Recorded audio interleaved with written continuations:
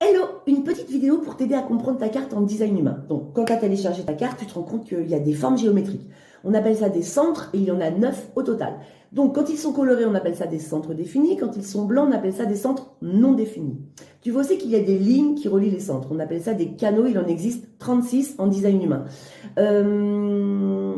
Tous les centres qui sont en couleur, ça représente ton potentiel unique, tes facultés naturelles et tout ce qui fonctionne d'une façon stable et fiable. Quand les centres sont blancs, on va dire que ça fonctionne plutôt de manière fluctuante. Tu n'as pas toujours le carburant, donc ça peut fonctionner comme une éponge, tu absorbes tout à 200%, comme un amplificateur, tu amplifies tout à 200%, ce qui se passe autour de toi.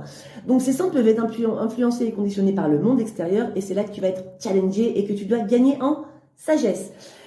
Quand il y a un canal qui est défini, c'est-à-dire qu'il est coloré, il peut être en noir, c'est conscient chez toi, en rouge, c'est inconscient chez toi, en rouge et noir, c'est plus ou moins conscient chez toi.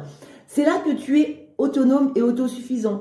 Les canaux définis correspondent à tes forces, à tes dons, au flux de ton énergie, et c'est là que tu fais les choses avec plus de facilité, plus de puissance et sans effort quelque part. Et quand dans ta carte, tu as une porte qui est définie d'un côté et pas de l'autre côté, en fait, il y a un système électromagnétique qui se met en place parce que ton champ énergétique cherche ton complément. Le plus cherche le moins cherche le plus. Je te donne rendez-vous dans une prochaine vidéo pour la suite. Bye!